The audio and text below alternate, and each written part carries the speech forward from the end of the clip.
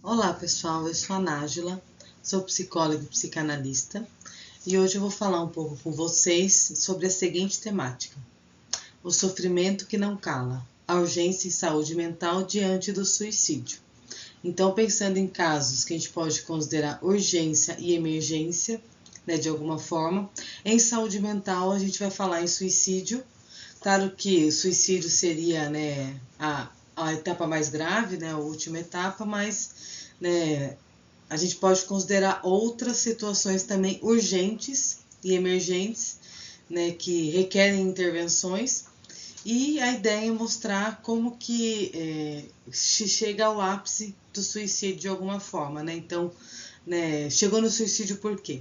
Então, chegar num ponto de uma tentativa, uma ideação suicida, tem todo um processo que a gente precisa pensar e tem várias questões que elas podem dar sinais de que algo não está bem. Então, quando eu intitulo o sofrimento que não cala, há um sofrimento ali persistindo de alguma forma, trazendo sinais, e muitas vezes sinais silenciosos ou sinais que de fato querem dizer alguma coisa, mas muitas vezes não são entendidos.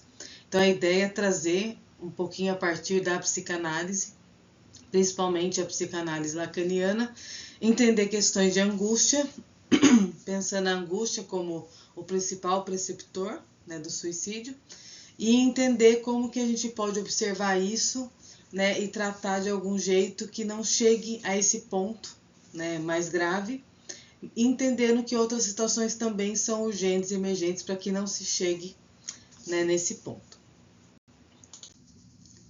Então, quando a gente pensa, em psicanálise, de alguma forma a gente pode pensar numa forma de prevenção a partir do momento que a gente vai intervir, no mal-estar. Então, como que a gente de repente poderia perceber um mal-estar, perceber algo que está acontecendo, Então, tem várias coisas que acontecem com a gente, situações que sentimos, traumas, enfim.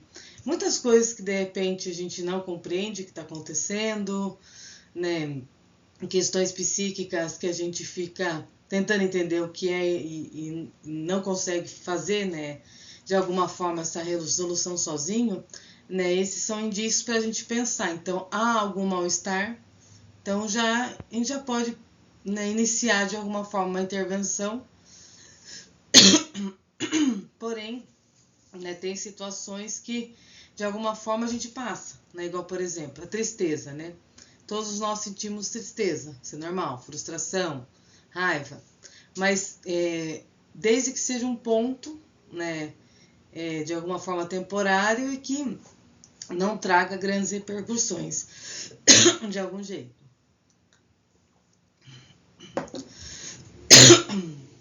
Então a ideia é pensar, quando que isso se torna patológico e quando que não torna. Então, um dos pontos para a gente pensar numa forma de prevenção para não chegar ao suicídio, que a gente poderia usar o termo chegar ao ato, que seria algo de fato não pensado, que é nomeado de passagem ao ato, que eu vou falar um pouquinho mais no final para vocês.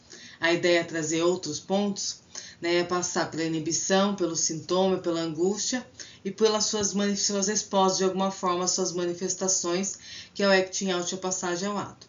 Só que para chegar no ponto de uma angústia no sentido que vai levar ao suicídio, tem algumas outras situações que ocorrem antes, como eu comentei, às vezes muito sutis, mas que de alguma forma, elas aparecem e elas já vão dando sinais.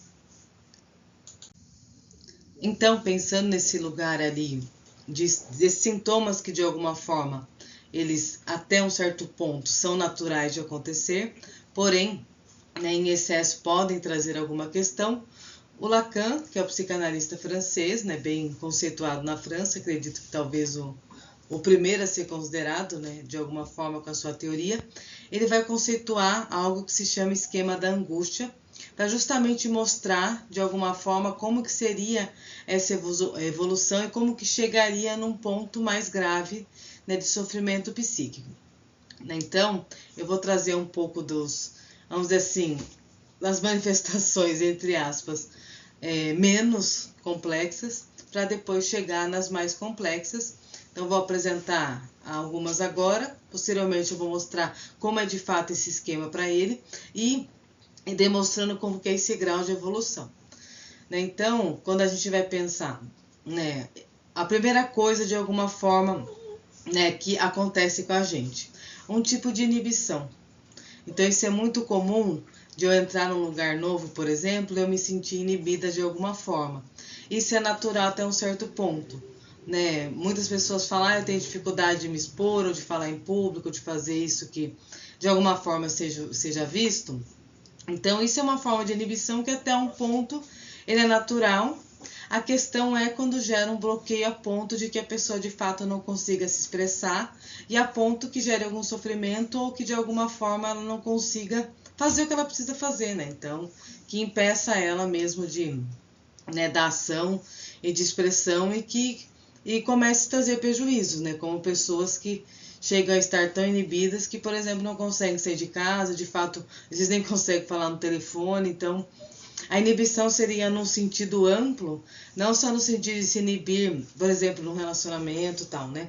Então, seria em várias situações em que se impede a ação. Então, é algo psíquico que ainda não tem elaboração simbólica e que vai bloquear a ação de alguma forma, vai paralisar. Então, como eu comentei, tem esse ponto de estar nesse lugar um tanto natural, né, que é até necessário. Imagine se todos fôssemos totalmente desinibidos, por exemplo. Uma forma de inibição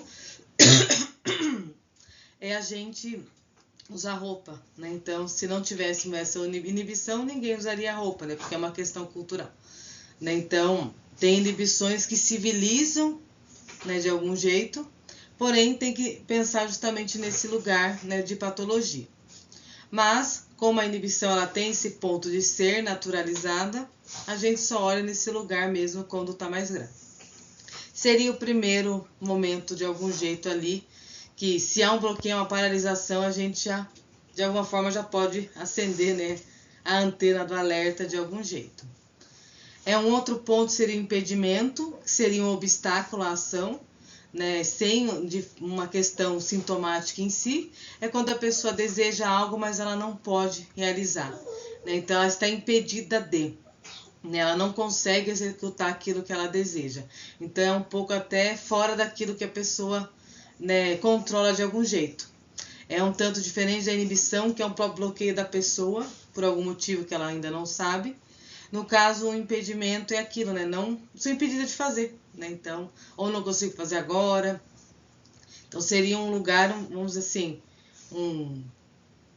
como se na inibição não faço, né? Porque não consigo, no impedimento não faço porque, né, não me deixam, né? De algum jeito. Seria um outro ponto também. Um embaraço seria um outro lugar que traria um pouco mais de confusão mental, de alguma forma, né? Uma desorganização subjetiva. Então, é um indício já de algo não bem ali, né? Pensado, elaborado de alguma forma. Então, vira um embaraço na cabeça mesmo, né? Então, se a gente fosse pensar, estaria, né, um pouco mais grave que o impedimento, um pouco mais grave que a inibição, porque já traz um lugar de uma confusão mental. Sai um pouco fora só da frustração, por exemplo. Já traz uma coisa assim que já traz um incômodo, né? Já traz algo assim, mas o que está acontecendo? Né? O que eu preciso fazer? A emoção, aqui pensando em emoção enquanto afeto, então seria uma reação afetiva intensa, mas transitória. Então é aquilo, aconteceu alguma coisa, por exemplo, aconteceu um impedimento, não pude fazer algo, veio uma reação afetiva, mas ela passa. Aqueles momentos súbitos de raiva que a gente tem, mas daqui um tempo a gente se acalma e isso passa. Então isso também pode acontecer. Porém, quando tem a efusão, seria uma problemática muito maior que esse só se afetar de algum jeito de forma transitória. Seria uma reação intensa afetiva também, porém tem uma perda de controle maior. Então, é aquele esboçar das emoções ali que não passa, né, rápido e que fica ali borbulhando de algum jeito, né, trazendo questões. E o sintoma, também pensando, né, na estrutura, né, do esquema de angústia, o sintoma ele é visto como uma formação de compromisso entre o id, que é os nossos impulsos, aquilo que fica no inconsciente, e o ego, que é o que, de certa forma, né, organiza e media a consciência, né, com o inconsciente. Então, essa formação de compromisso é como se fosse um pacto entre eles. Então, não posso desejar tudo. Então, algo é censurado. Então, esse sintoma ele faz esse lugar de mediar, segurar os impulsos ali de algum jeito. Só que muitas vezes traz sofrimento psíquico, porque muitas vezes esse compromisso é fixado com situações problemáticas da infância, por exemplo. Né? Então, é um lugar de um trauma mais elaborado do que essas outras situações, né, que eu trouxe para vocês. Mas esse sintoma ele faz uma função, de alguma forma, de tirar o sujeito do desamparo. Daquilo, o desamparo seria pior do que esse lugar de sofrimento, né, no sintoma, por exemplo. Então, assim, quando se tenta tirar o sintoma do seu paciente, por exemplo, ele vai arrumar outro porque entrar no lugar de desamparo é muito pior. Então, no caso, tem que achar uma outra saída para esse sintoma. Então, é um lugar de uma estrutura psíquica subjetiva muito mais profunda, né, do que essas outras manifestações. E pensando em angústia em si, então, esse entraria, acho que o ponto principal para a gente pensar na questão da urgência subjetiva, né, a urgência psíquica. A angústia ela entra num lugar muito mais profundo que todas essas outras manifestações. Então, a angústia é um afeto sem nome, é aquilo que é sentido que a gente custa tentar nomear e muitas vezes não consegue. Tem pessoas que ficam lá por muito tempo, né? E aquela angústia ela só aumenta sem entender o que está acontecendo, só aumenta e aquilo, né, pode chegar numa resposta complexa como o acting out ou a passagem ao ato. Né? É um afeto semelhante ao desamparo. Então, o desamparo inicialmente vivido pela criança, né, o bebê, logo que ele nasce, ele se sente desamparado de alguma forma, porque ele estava numa vida, né, na vida intrauterina, e de repente ele está numa outra que ele tem que se sustentar sozinho. Então, esse lugar de desamparo, nesse sentido, os mesmos sintomas físicos, batimento cardíaco, coração, né, acelerado, respiração mais ofegante, temperaturas que mudam, né, por exemplo, quente, frio, que mais? Tremedeiras, parestesias, enfim, várias sensações da angústia são as sensações que o bebê sente logo que nasce. Então tem uma marca psíquica já de quando eu me sinto desamparado, ou se a gente for falar no senso comum, inseguro, por exemplo, né? Essa angústia vem, que também pode ser chamada de ansiedade, de alguma forma, e vem com toda essa memória corporal do que viveu no nascimento. Então, é um indício para entender que há uma situação de desamparo, como se o sujeito não tivesse saída daquilo que ele está acontecendo com ele. Né? Então, toda a sensação de angústia é uma reação de sinal de perigo, é um estado de alerta. Então, quando o bebê nasce, como muda tudo para ele, então esse mundo novo é perigoso, então ele fica em estado de alerta, então o corpo reage todo também. Então, seria essa mesma rememoração de alguma forma. Né? A angústia é carregada de energia libidinal, que seria a nossa energia psíquica, só que sem destino. É como se fosse um bolo de energia que ficasse pairando ali dentro da gente e a gente não sabe o que faz. Só que se a gente não consegue expressar isso para algum lugar, isso retorna. E aí retorna, né, de uma forma até que agride, né, o próprio corpo, né, de algum jeito. Então, a angústia é considerado, né, o estado mais grave, né, do sofrimento psíquico e superior à inibição ao sintoma.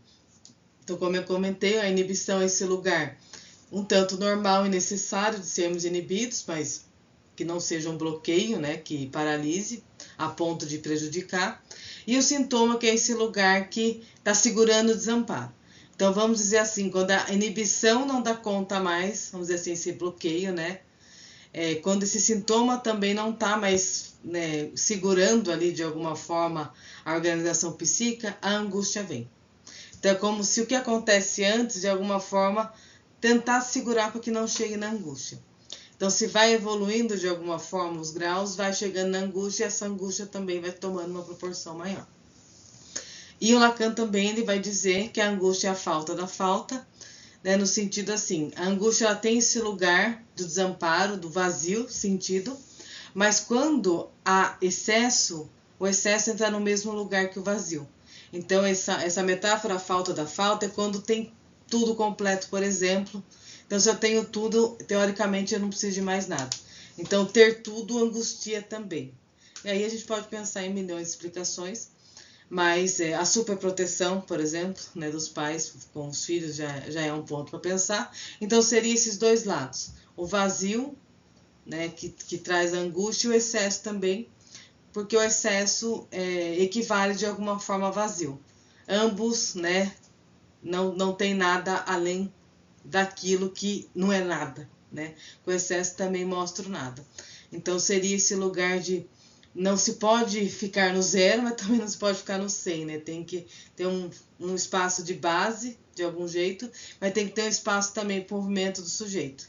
Se tem que estar tudo completo também, né? Então, né, figuras de repente autoritárias, né, mães, pais ali devoradores no sentido de colocar os filhos numa cápsula, né, isso não ajuda, né, isso traz angústia e com certeza vai trazer problemas depois. Então, esse seria o esquema da angústia. Então, como eu comentei, tem os graus de sofrimento. Então, nesse primeiro tem inibição, que em cima tem a flechinha dificuldade e embaixo tem a flechinha movimento. Então, a inibição seria esse lugar que até então um tanto necessário e natural, e que dela, se algo perde o trilho aqui de alguma forma, aumenta a dificuldade e o movimento também. Então, da inibição, né, o impedimento seria um grau de dificuldade maior, então aquilo, né, a ação que eu não consigo realizar. O embaraço seria uma dificuldade maior ainda, porque entra a questão de uma desorganização psíquica ali, uma confusão mental, diferente das outras situações. Na inibição, né, às vezes não se sabe por que se inibe, mas é aquilo, né? Estou paralisado, não consigo fazer, não tem até então uma perturbação. No impedimento é aquilo, eu quero fazer, mas não consigo. Agora, o embaraço que entra a questão de entrar toda uma confusão mental que, né, pode ali ir avançando para outras situações. Descendo aqui ainda na inibição, o movimento seria, aqui talvez nesse movimento a gente pode pensar um lado mais de afeto, algo de sentimento, né, de alguma forma.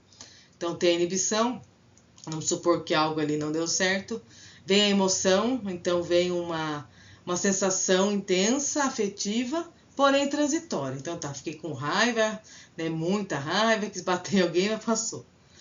Né? Mas se isso não é resolvido, o que acontece? Isso se, né, continua de alguma forma, vai para a efusão, que seria, né, um descontrole semelhante até ao embaraço, só que é um descontrole com afeto no caso, e esse afeto vai desorganizar bem mais. Então, se a gente for pensar numa pessoa que está nesse estado de efusão, a gente já pode ter um indício de que para ir para a angústia, né, para ir para as manifestações da angústia, o act out é a passagem ao ato, não está muito difícil, então a gente já pode intervir aqui.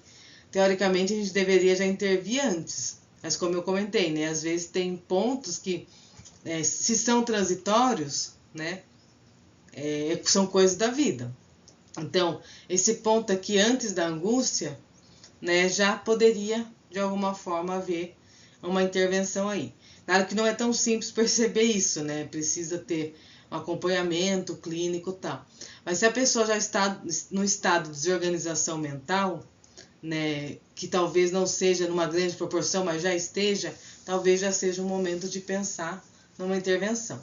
Claro que a gente não vai pensar, vou parar para ver o quadro e falar, meu paciente está em que lugar, né?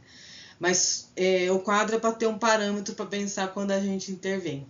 Então, é claro, quando há sofrimento psíquico, né? Mas o agravamento é sempre partir do ponto das desorganizações mentais.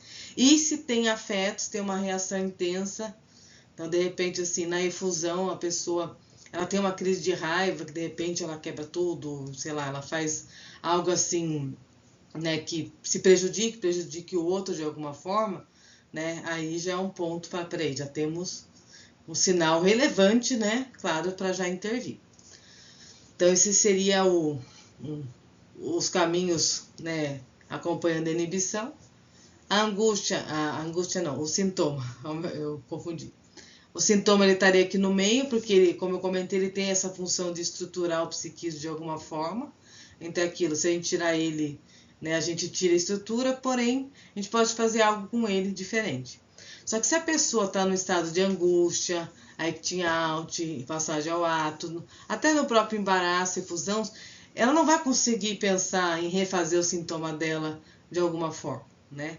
Não vai conseguir fazer isso porque tem essa outra questão apontando para o desamparo aparecendo. Então, primeiro se trata a angústia, para depois tratar o sintoma, porque daí no sintoma a gente vai entrar nos traumas, para pensar no trauma. Então, como que a gente vai ressignificar o trauma de uma forma que, né, entenda que não dá para excluir ele da vida, né? Ele infelizmente faz parte ali, mas o que fazer de melhor com ele, né? Então, um exemplo bobo assim, bem a grosso modo. Uma pessoa que não foi cuidada, por exemplo, ela resolve o sintoma dela cuidando muito, né? Então, se cuidar, o muito talvez seja o ponto, porque daí a pessoa se dispõe demais. Então, o sintoma é ser cuidar muito e tal. Então, qual que seria uma forma de lidar com esse sintoma? Desviar esse muito cuidado de um outro jeito, para que a pessoa não se anule também, né? Então, vou escolher um exemplo bem a grosso modo. Só que para a gente fazer esse trabalho angustiado, né, no momento de fusão, embaraço, né, realmente não dá.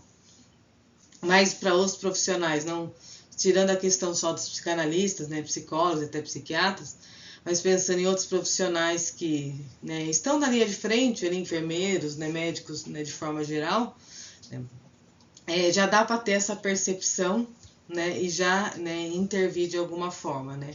Eu acho que isso já é possível. Porque senão também a gente fica na questão, é só clínica, né? E não é só clínica, né? Então acho que quem já trabalha com isso com certeza tem, né, a capacidade de perceber quando há uma questão, né, de saúde mental. E para pensar um pouco mais sobre esse esquema da angústia, eu vou trazer o que o Lacan vai dizer sobre os registros de linguagem, para tentar deixar mais claro como que funciona, né, esse esquema. Então, Lacan vai dizer que a gente tem o real, que é esse R aqui, nesse lado vermelho, o simbólico, o azul aqui, que é o S, e o I, que é o imaginário. Então, ele vai dizer que esses três registros, eles precisam trabalhar a harmonia de alguma forma. Então, o real seria algo que a gente não pode dar nome, é aquilo que a gente sente na carne e não consegue nomear, como, por exemplo, que a gente sente quando alguém morre, né? E essa expressão do real, né, em alto grau, seria o lugar da angústia. Então, nesse vermelho está escrito angústia justamente por isso. Então, excesso de real aponta excesso de angústia. Então, excesso de, falta de representação vai apontar excesso de angústia. Esse lugar imaginário, né, então, quanto mais, o lugar imaginário é o sentido único, é como se não tivesse outra possibilidade de. Então é aquilo, eu tenho uma imagem idealizada e eu não posso mexer nela, qualquer movimento que eu faça não é mais a mesma. Então o excesso imaginário aponta para a inibição, tá vendo a inibição aqui, né, em verde? Então esse excesso imaginário vai paralisar de alguma forma, né? Então preciso ter aquela imagem perfeita e, não tenho, eu não vou, então, eu dou para trás.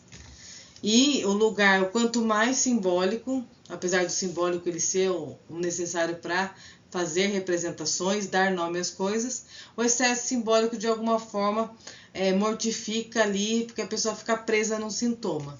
Então no azul aqui tem o sintoma que seria o excesso de simbólico. Então simbólico é esse lugar de duplo sentido. Então assim, muito duplo sentido também não chega no sentido.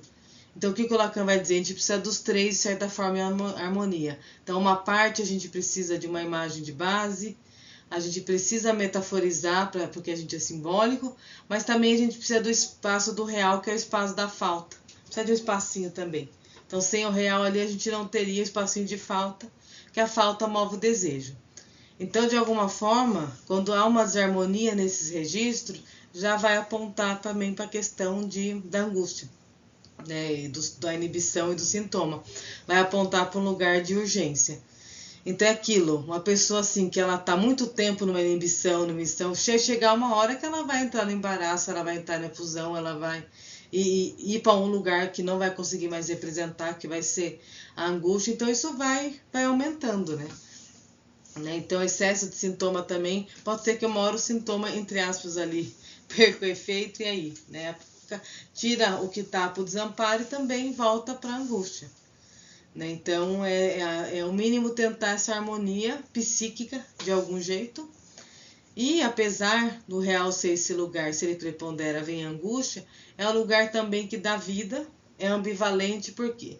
Porque ele dá vida, porque se ele traz o lugar que aí falta alguma coisa, é o lugar que vai mover a gente a desejar. Então é bem contraditório. Tem psicanalistas que falam que a angústia é vizinha do desejo, e de fato porque se a gente deseja porque tem falta, mas a falta também pode trazer angústia.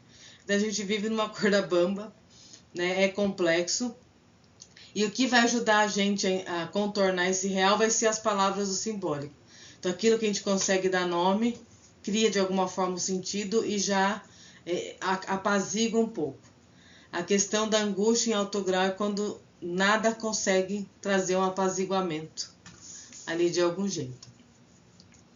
E esses 3 registros de linguagem, agora eu trouxe o esquema acrescentado com eles vão apontar em qual esses registros eles, né, surgem ali de alguma forma nas manifestações.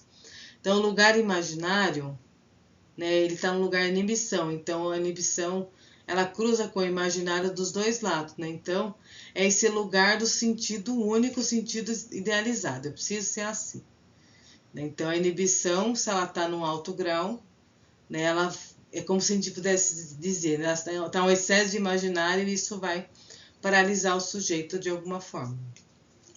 O impedimento também está na linha do imaginário e do simbólico também. Então é aquilo, né, eu desejo algo, mas não posso. É como se eu só pudesse de um jeito, né, mas não posso fazer. Né, e o simbólico ali, como se fosse algo externo dizendo, olha, não vai dar. Né? Então, tá nesse cruzamento. Aqui o embaraço entraria o cruzamento do imaginário com o real. Então é aquele lugar, por exemplo, imaginário, né? Eu quero ser perfeito, por exemplo. Só que daí vem algo e acontece, fala não, né? Algo fura, real fura, e aí traz aquela confusão mental. Que é aquilo sem nome, como assim? E a pessoa fica perdida. Aqui na emoção, né, é o cruzamento do simbólico com o imaginário, né? Então, aqui tem a questão do estado afetivo, então, vem o estado afetivo mediante, né? Ai, perdi a minha imagem, não é idealizada. Vem a emoção, só que ela é transitória, porque o simbólico aqui dá um pouco de conta, né? Então, o simbólico consegue dar nome aqui, aquilo passar de alguma forma transitória. O sintoma está no cruzamento, né, dos simbólicos, né, comentei ao ponto ali, né, de estrutura, né, para lidar com o desamparo. Então, ele é sempre metafórico o sintoma, por isso que ele pode mudar. E aí tem, eu já passo para acting out para passagem ao ato, que eu quero deixar isso para falar por último. A efusão, esse lugar aqui, cruzamento do imaginário com o real. Então, quando cruza real, é um ponto mais perturbador. Então, como eu comentei, tanto do embaraço como da efusão, né, lugares mais perturbadores, porque é quando vai, vamos dizer assim, trazer aquilo que não tem nome, né? Então, a efusão, ela vai juntar esse lugar imaginário. Então, assim, perdi algo, né, da minha idealização, e vai vir um real, só que aqui, no caso, com o afeto ali, de uma forma, então é muito mais intenso, né, que o embaraço.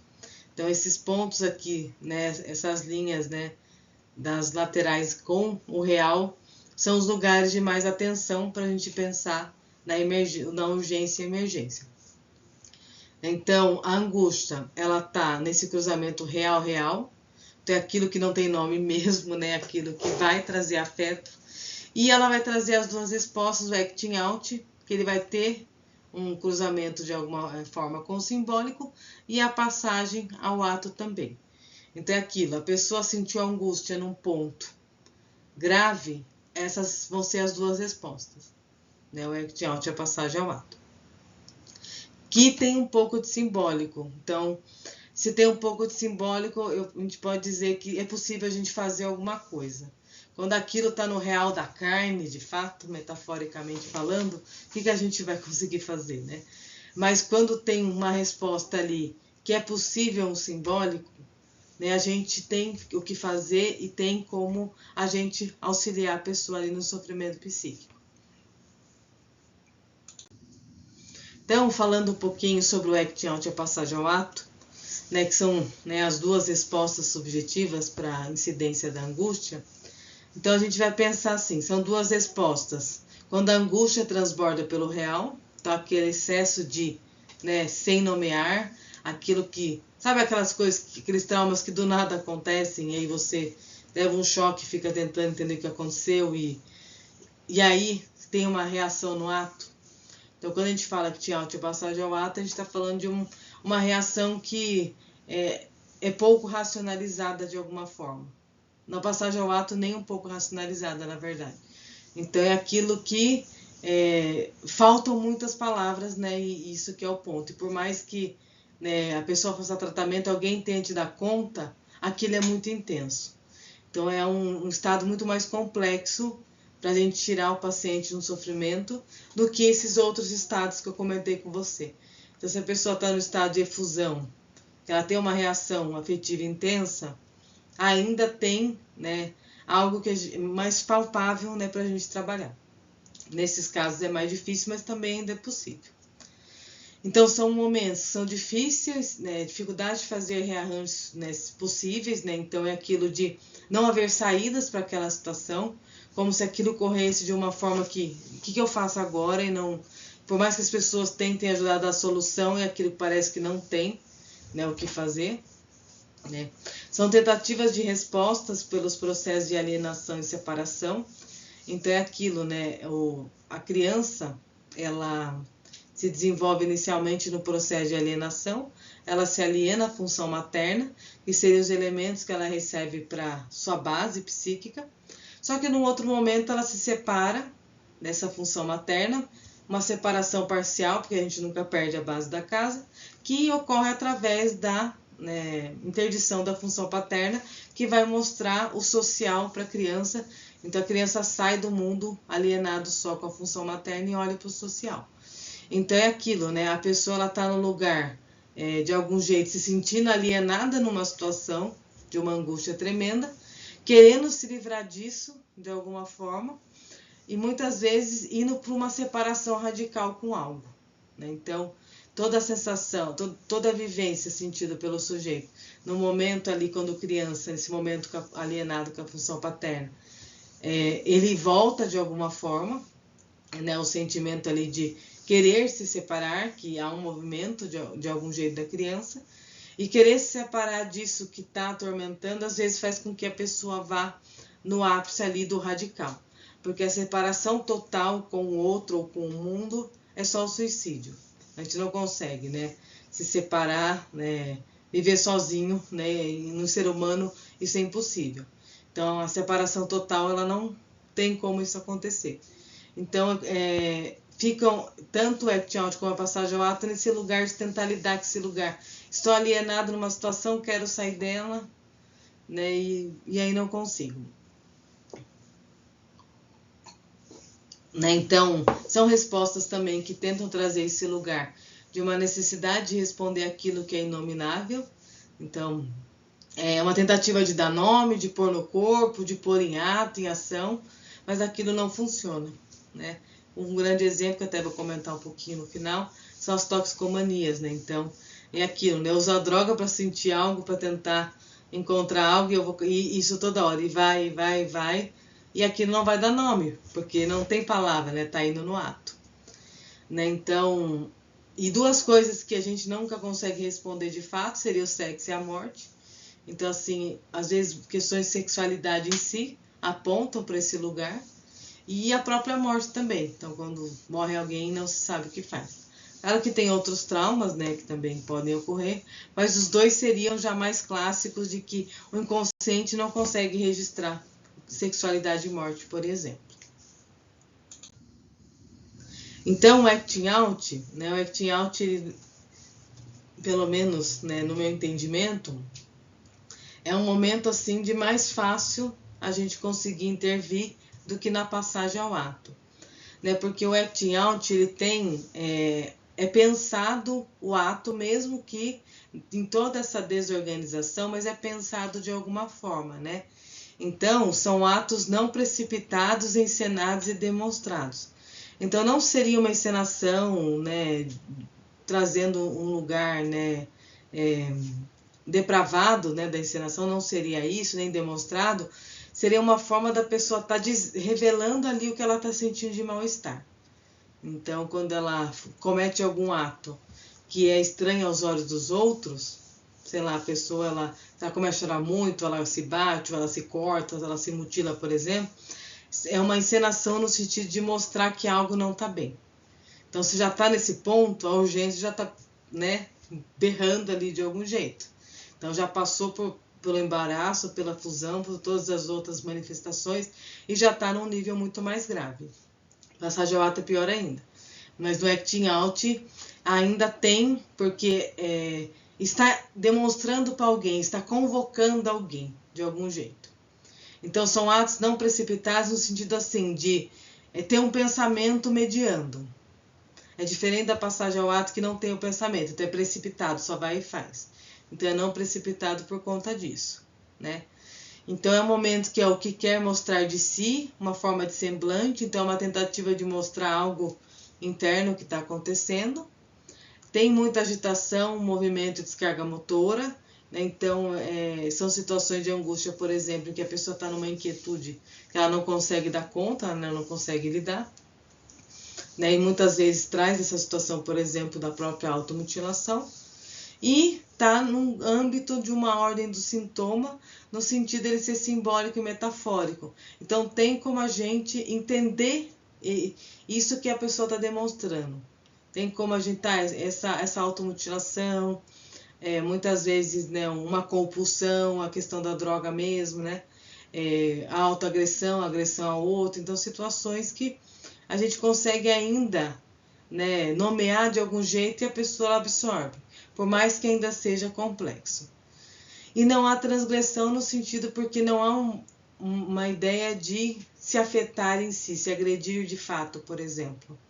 É uma tentativa de mostrar o que está acontecendo e de alguma forma que não está sendo ouvido ou percebido, né? Então, a transgressão seria no caso quando a pessoa vai e faz, né, de uma forma que é para destruir. Nesse caso, pode destruir, né, inclusive o próprio corpo, mas não nesse sentido, né, de não pensado. Tem um pensado de, olha, eu preciso de ajuda. Então, tem um momento que você pode ainda interpretar. Claro que a gente não faz milhões de interpretações, né? Até porque o paciente não aguentaria, e nem pressões, né, de alguma forma, mas é possível ainda dar nome, né, representar, mesmo sendo um trabalho a longo prazo, ainda tem como a gente atuar, né? Tem um outro, né, tem um espectador e uma cena, então é uma convocação de fato, um pedido de socorro, né? Então tem, né, a linguagem, né, permeada. Pode haver o suicídio no acting out, porque numa dessas situações da automutilação, por exemplo, infelizmente pode, né, ocorrer, né, a própria morte. E é um lugar de pulsão de vida, então ainda pulsa a vida. Então, por mais que seja tão sintomático, tão doloroso, tão, né, autolesivo, é uma forma de dizer eu quero viver e eu preciso que alguém me ajude. Então está no movimento ainda de tentativa, né, de sobrevivência. Então, esse alto grau, se não cuidado, vai chegar no ato em si. Né? Então, assim, se a pessoa investe e ninguém olha, ninguém cuida de alguma forma, né? Então essa pulsão de vida, ela vai se diluindo, né, de algum jeito. A passagem ao ato, né, então, que a gente pode chamar de ato bem-sucedido, que é aquilo que desvia do eu. Então é algo totalmente ali inconsciente. Então não passa pelo pensamento. Então quando a gente pensa em ato, né, principalmente pensando no verdadeiro ato que é o suicídio ele não é planejado, ele simplesmente acontece. Então, como eu comentei, tem as situações do acting out, como a automutilação, né, que pode trazer ali o suicídio. Tem o próprio suicídio pensado também, mas não há uma intenção de fato de morrer. Há uma intenção de demonstrar aquilo que não está se sentindo bem. Nesse caso, não tem a mediação do ego nem do pensamento, ou do eu, né, que a gente pode chamar eu ou ego, né? É algo do inconsciente direto. Então, os suicídios que ocorrem, né, nesse sentido da passagem ao ato, eles não são planejados. Por isso que a gente escuta muitas vezes pessoas falando, nossa, mas estava tudo bem e de repente aconteceu algo, a pessoa se matou, se pulou lá no prédio, enfim. É porque, né, aquele ponto de vai perdendo sentido e chega uma hora que a própria mente ela desliga ali de algum jeito. Então, assim, não tem uma questão ideal, não tem raciocínio, né? É de fato um ato, né? Fez, né? Aquilo fiz e não sei porque eu fiz, né? Às vezes a gente faz algumas coisas. Seria similar. Não se controla quando ou quando vai acontecer. Não se controla, porém tem sinais antes, como eu comentei. O acting out já são sinais. Então, a gente pode pensar na própria automutilação, né, um isolamento excessivo, por exemplo, no acting out, um transtorno alimentar, tanta compulsão como anorexia, né, o uso de drogas, né, a agressividade, já são pontos do acting out, né, que já estão dizendo, olha, que não está bem. Então, já pode ser percebido antes, mas o passagem ao ato em si a gente não sabe. Né, não vai ser demonstrado de algum jeito, só vai ser feito. É como se fosse o ato falho. Ato falho, um famoso exemplo é quando a gente troca nome do marido, da esposa, por exemplo, né? E aí isso, né, a gente fala assim, olha o ato falho. Claro que tem toda a exceção à regra, né? Mas só um exemplo para dizer que assim, quando a gente, né, se confunde, entre aspas, né? É algo que a gente falou e não controlou, por exemplo. E o ato substitui a linguagem. Então é aquilo, né? Vai ao ato a ponto onde não tem mais palavras ali que vão dar conta, né? Não há ali linguagem, e aí então de fato, né, vai para o suicídio. Então, os atos eles são precipitados e não calculados, então precipitado no sentido de ir, inconsciente fez, né? O objetivo do ato é a destruição do ideal de eu, então é destruir o próprio eu, porque o próprio eu está sendo a fonte de sofrimento, de angústia, num nível que não se dá conta mais. É o que vai escapar à resistência, o que denuncia, né, o que quer se esconder, então é aquilo, né? Essa alta agressão de fato, né, ela vai aparecer, né? Mas o próprio ser humano ele não tem esse lugar de autodestruição de algum jeito, né? Então, isso aparece, então, vai mostrar ali, né, aquilo que já está inconsciente de se destruir, né? O conteúdo do ato é o que não foi elaborado, então assim, aquilo que não foi dado nome, que não foi contornado, não foi elaborado, ele vai se diluindo de algum jeito, vai perdendo sentido, vai criando mais angústia, mais situação de desamparo, né, e chega num nível grave. Só que, como eu comentei, já vai dar sinais antes, principalmente no acting out e, né, principalmente na infusão, que é quando tem toda aquela confusão mental e que não é transitória. Então, desde lá a gente já pode ter esse sinal. E é o lugar da pulsão de morte, então enquanto o acting out está na pulsão de vida, tentando mostrar para o outro, né, me salve, esse aqui está na pulsão de morte, então ele visa destruir, e essa destruição, o outro é como se ele também fosse anulado. Então a pulsão de morte não no sentido de que todos nós temos a de vida e a de morte. A de vida seria aquilo que une e a de morte o que desune. Então não necessariamente a de morte é ruim. Porque, por exemplo, a pulsão de morte opera a partir do momento que a gente descansa, que a gente dorme, por exemplo, que a gente tem orgasmo. Então, são situações de que há um rebaixamento, né, da energia psíquica, há um descanso. Só que nesse caso da passagem ao ato, né, seria destruição de fato. Então, a pulsão de morte não necessariamente é ruim, é necessária, porque muita pulsão de vida, né? A pessoa, imagina, não dorme, não faz nada, é agitado o tempo inteiro, não descansa, e depois tem um piripaque, né?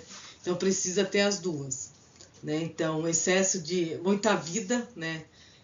Muita pulsão de vida é complicado e muita pulsão de morte também, né? Então, nesse caso, seria visando a destruição, porque aquilo não tem mais aonde a energia né, se segurar de algum jeito, né? Ela vai, perde sentido, né?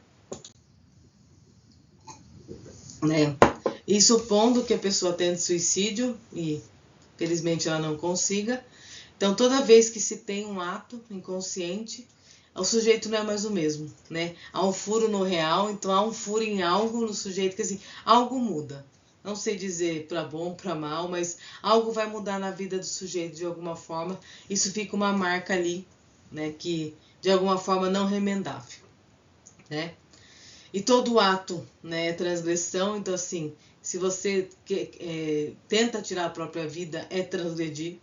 Então, a transgressão seria, subjetiva seria isso, né? E expõe aquilo que eu quero esconder, né? Então, né, eu transgrido de fato, né? Expondo aquilo que eu queria esconder, que é minha própria, né, destruição. Então, o ato visa sair da submissão de outro, né, que de alguma forma a sensação de angústia e desamparo traz esse lugar de submissão, pensando na angústia, na falta da falta, que seria esse outro tirânico, que coloca a pessoa numa bolha, que tipo, estou te dando tudo e não te falta nada, seria um lugar de aprisionar de algum jeito. E o ato também é uma forma de escapar isso, só que uma forma ruim, né? Pelo suicídio, né? Ou a tentativa de. Não há espectador, não há endereçamento, então aquilo simplesmente faz, né? Então o ato, né, ele é mudo e sem cena. Né? Então o Lacan, né, ele vai dizer que a verdadeira passagem ao ato é o suicídio em si, é a única forma de destruir o eu. Então assim, a pessoa pode ter vários pontos que ela se destrua de algum jeito, mas o eu permanece ali mesmo que frágil. Então, a única forma de fato, destruir o eu é através do suicídio, não tem outra. A única forma de parar de pulsar, né, a pulsão de vida, é só pelo suicídio, né, não tem outra forma. Então, o suicídio ele entra nesse lugar da separação total do grande outro, nesse outro aí tirânico, nesse outro que coloca a pessoa no lugar de submissão. É uma forma também de recusar totalmente a alienação do outro. Então, a pessoa, no estado alienado, o suicídio acaba sendo uma saída, né? A pior saída, mas acaba sendo. É da ordem do gozo, né? Gozo em psicanálise é um lugar de um resíduo de uma sensação não nomeável, que é um motor de repetição. Então, é aquilo, né? Que advém de um trauma. Então, isso de alguma forma, esse resto do trauma surge, mas não surge em palavra.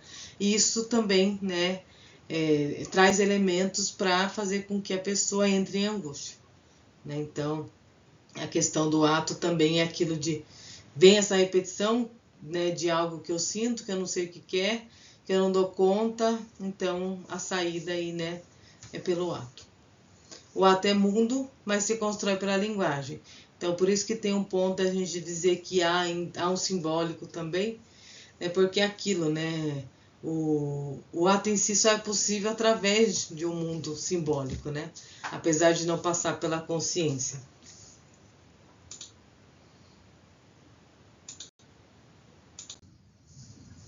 Na neurose, né? Então, no caso, não vou entrar em questões de estruturas psíquicas, né? Mas na neurose, que seria o lugar onde a pessoa passou pelo processo de alienação e separação, que eu comentei, antes de suicídio há uma dúvida no último momento, né? E pode ser metaforizado, interpretado.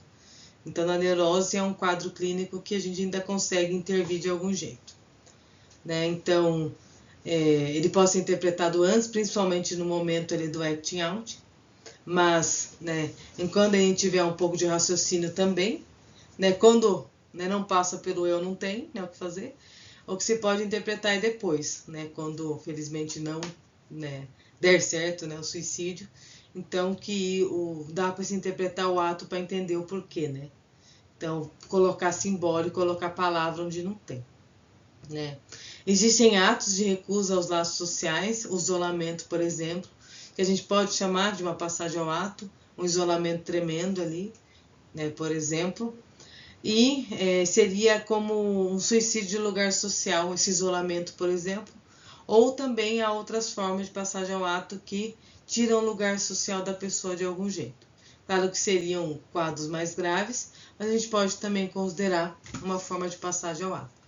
Uma situação que tira a pessoa a um lugar social é o uso de drogas fora do comum, por exemplo, que mantém a pessoa lá presa numa cracolândia, né? Então, é um lugar ali, é um suicídio social, por exemplo, né? Que mantém a pessoa ali escravo, né? De algum jeito. Né? E trazendo algumas exemplificações para a gente pensar na passagem ao ato e pensar que essas situações também já dão sinais de urgência. Então, tem algumas, claro, que se elas estão ali não tão graves e no início, né, não estão talvez num ponto de passagem ao ato, mas já estão num ponto de intervenção. Então, vamos pegar o próprio exemplo do isolamento. Na adolescência é normal se isolar porque é adolescente inibido. Lembra a inibição que é normal? Então, até um certo ponto isso tudo bem. Mas se chegar no ponto que o isolamento persiste, né, além do esperado, então a gente já vai pensar em um sinal ali de além de uma inibição que vai trazer outras questões, né, que vai esse movimento de muitas vezes isolamento para mostrar algo pelo acting out, mas se esse isolamento não for para mostrar algo, ele está sendo um ato. É como se fosse a pessoa mortificada dentro de um quarto, por exemplo. Então, o isolamento seria um ponto mais sutil de percepção, mas também um ponto de urgência e emergência em saúde mental. Então, um ponto para a gente pensar, isolou demais, pode tender a depressão, pode tender a outras, né, sintomatologias, então já ficar atento. Pegando a própria depressão que eu já comentei, então a depressão ela traz um lugar, né, que envolve uma tristeza também, envolve uma inibição da energia psíquica, que tem um contraponto da irritabilidade, que pode ser, claro, tratada, mas se a longo prazo pode chegar num lugar mais melancólico, né, mais enraizado e que a pessoa tenha muito mais dificuldade de sair. Né? E aí, de fato, uma depressão não curada, por exemplo, ela pode vir ao suicídio também. Então é aquilo, a pessoa é depressiva, mas ela trabalha, né? Isso não adianta, né? Porque a depressão ela continua ali, por exemplo. Né? O Kant, que seria as pequenas escoriações, né? Então, às vezes, sabe, movimentos assim, tô mexendo na minha mão, né? E acaba se machucando de algum jeito, por mais que não seja tão grave como a automutilação, a gente pode considerar um tipo de ato, né? Porque é um tipo de agressão de algum jeito, né? E que pode evoluir o quadro aí, né? De alguma forma. Aí pegando, né, a continuação da própria automutilação em si, que é um ponto mais grave, né? Que tem a autoagressão que a pessoa, vamos dizer assim, ela se bate, né? A automutilação, a pessoa às vezes ela se corta, ela arranca pedaço, é uma situação muito mais grave. Então, que está ali no limiar de podendo ser acting out, podendo ser passagem ao ato, né? Então, me corto para demonstrar, né, para alguém, ou me corto para, né, tentar de fato suicídio. Está nesse lugar, né, ambíguo, que é um lugar, claro, de atenção de saúde mental. Então, assim, o adolescente está lá com uma roupa, uma blusa, né, quente, com calor, né, intenso e tem alguma coisa ocorrendo ali, né? Então ele está querendo dizer, olha, tem uma coisa debaixo, né, da blusa, tem cortes aqui, entre aspas, né? Ou ele está escondendo para de fato tentar, né, se autodestruir. Né? Então, são coisas que a gente, né, precisa ter atenção, por exemplo. Né? Então, em adolescente muito comum eles usarem, né, blusa de manga longa para esconder.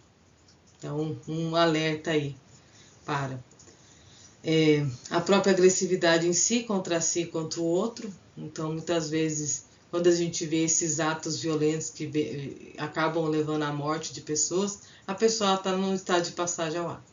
Ela, de fato, está descontrolada, a ponto de ela não entender o que ela está fazendo. Então, para chegar nesse ponto também, né, porque né, muita coisa não foi cuidada, né? Então, que é também uma questão de saúde mental, uma pessoa descontrolada, por exemplo, sair atirando, batendo e fazendo né, um monte de coisa, né? Isso tem uma questão de saúde grave mental, né?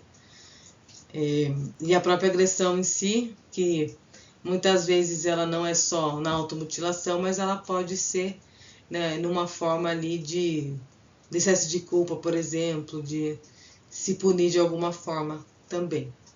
Então, tanto está nesse lugar do acting out como da passagem ao ato. Né, transtornos alimentares, então, anorexia, bulimia, obesidade. Então, a obesidade né, entra no lugar da compulsão. Então, como e não...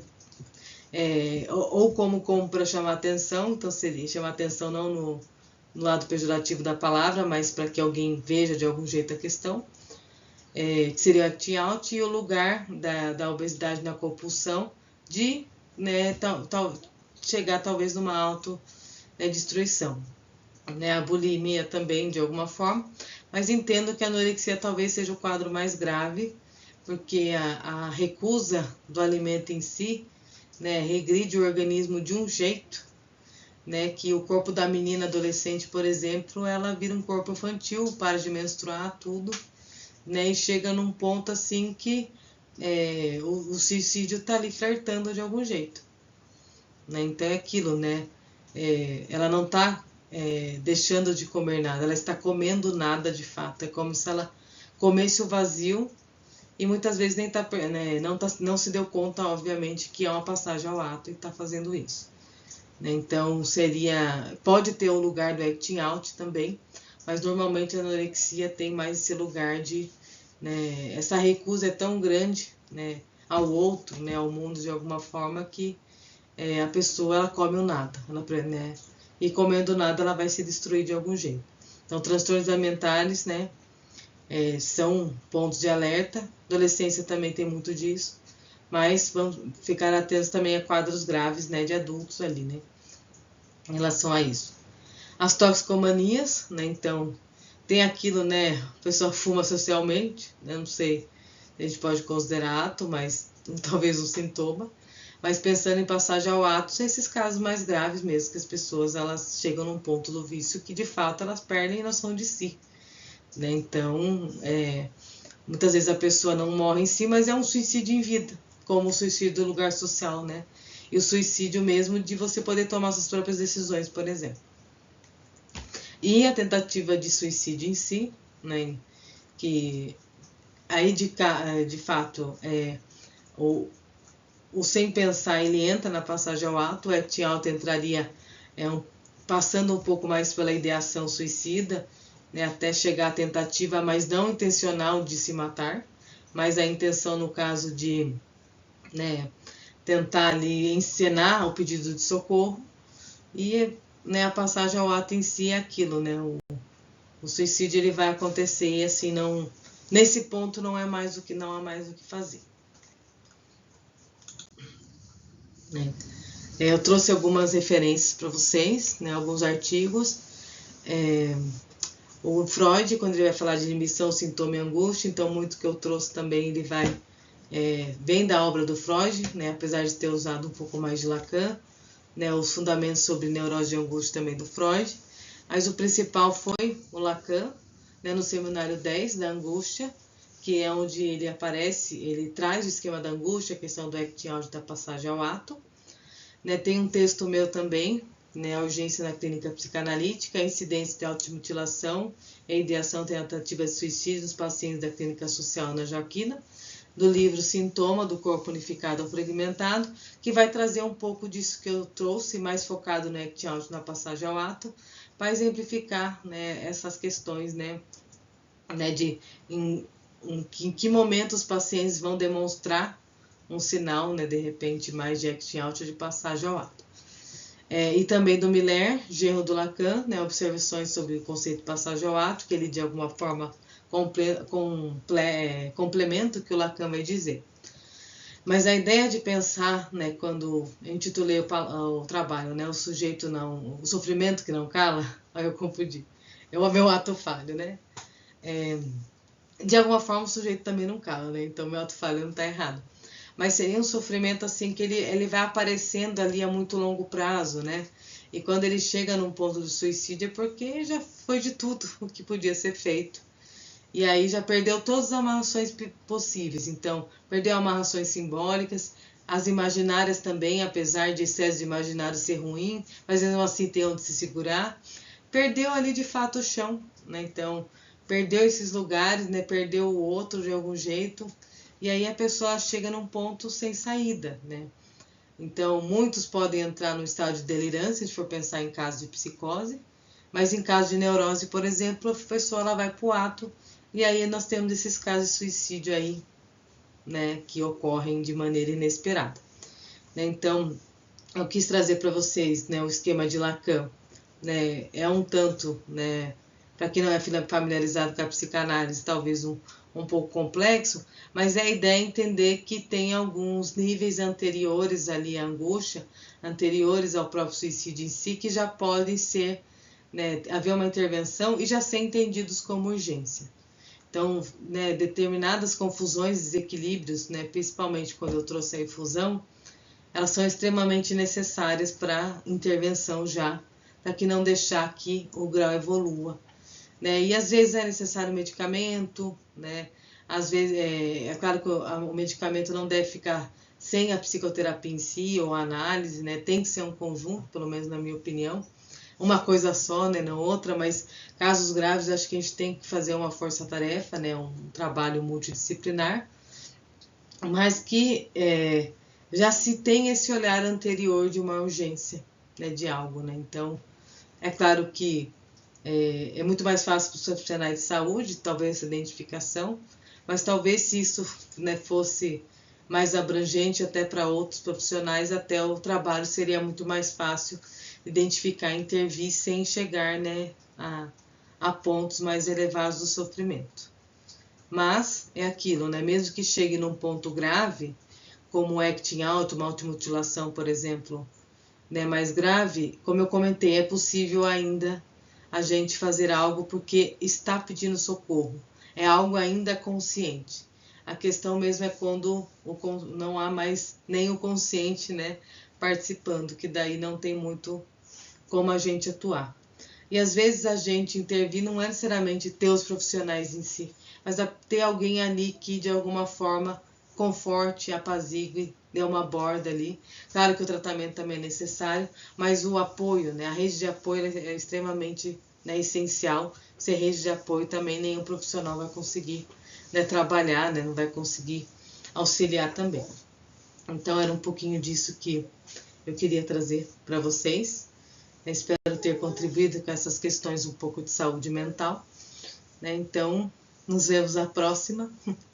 Até mais.